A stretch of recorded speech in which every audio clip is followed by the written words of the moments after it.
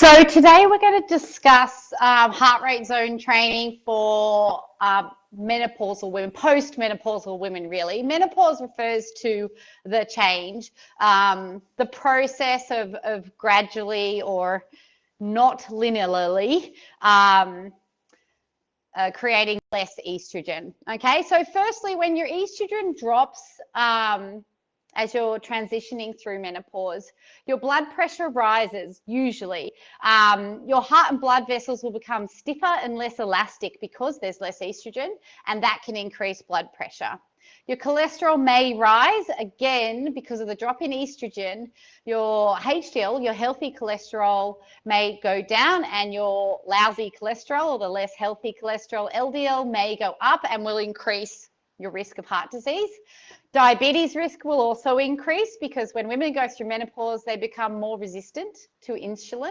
That's the hormone we need to convert blood sugar into energy. Sometimes hormonal changes can cause a slowing of the heart blockages, or like murmur type symptoms. It can cause dizziness.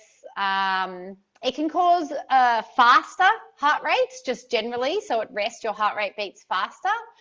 It can also be brought on by high blood pressure. And weight gain, because estrogen affects where women store fat and how they store fat and how it's burned.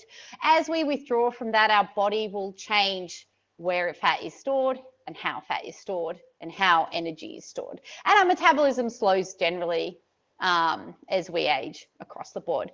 Now that sounds bad, right? It sounds really bad, but it's really not bad, because regular, moderate exercise can reverse, prevent, mitigate, and negate all those changes. So basically the answer to reducing diabetes risk, the answer to reducing heart attack risk is regular, moderate exercise. Now we've discussed in the past couple of weeks the heart rate training zones.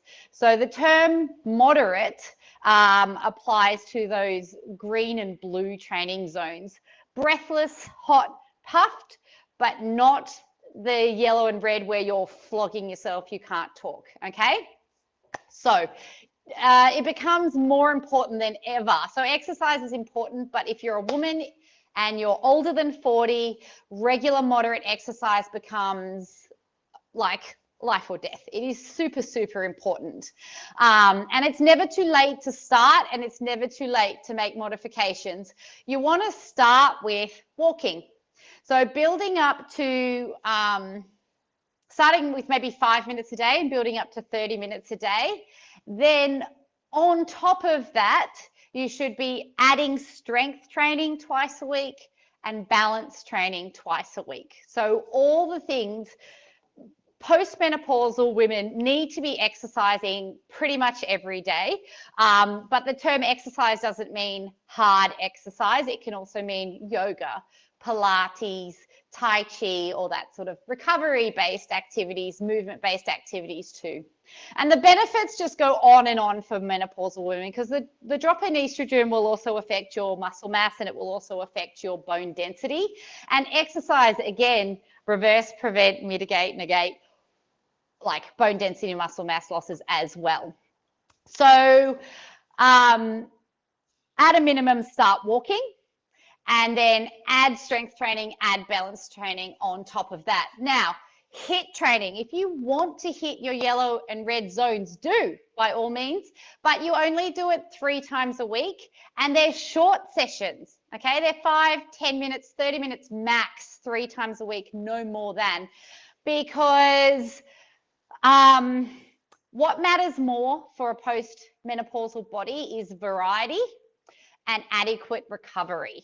So if you just hammer yourself in those high zones, time in, time out, over and over and over, you're not giving your body adequate recovery or adequate balance of activities to get the full health benefits of exercise generally. So the only time, you know, there are a few caveats to someone who wants to train hard in this environment and hit those red zones regularly, and that is they have to be sleeping 8 hours plus every night without fail. They need to be eating well, like fruits, veggies, adequate protein, enough calories. They need to be hydrated. They need to be not stressed, because high intensity exercise is more stress. And they can't do it day in, day out. We've got to have at least a day in between each where we do water-based activities, yoga-based activities. Variety is key. So a program like this will not only prevent or reduce or protect you from the disease, it can also have a positive impact on your menopause transition symptoms. So if you're someone that's getting hot flushes, you know, heart palpitations, that sort of thing, regular moderate exercise can help ease your transition. So if you're not currently exercising, start. And of course, all of those goals are possible to achieve on your power plate. So if we want to do cardio, you choose a rhythmical exercise that works the big muscles in your body, which is your legs, basically. That's not to say you can't use your arms. So this is cardio. Okay, it's regular, it's rhythmical, and I can do it for minutes at a time. This is cardio. But then so is this. This is cardio too. And I'm using my arms, even though they're not as big as my leg muscles. I'm still using my leg muscles. Okay? So for cardio, you pick a rhythmical exercise that you can do for minutes, and then you do it for minutes. For weights, you pick an exercise you can only do 10 to 20 times. Like, you cannot physically do it more than that. So for me on a power plate, that would be push-ups, all right, or dips,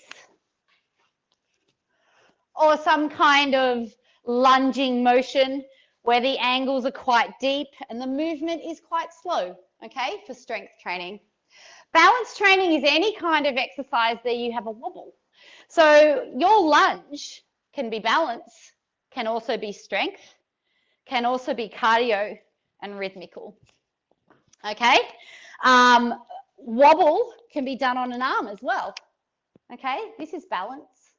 I'm not sure what you're balancing for, but it's still balance, right? And then everybody knows this kind of balance. And on the power plate, it's just enhanced because of the way the plate moves, and this one too.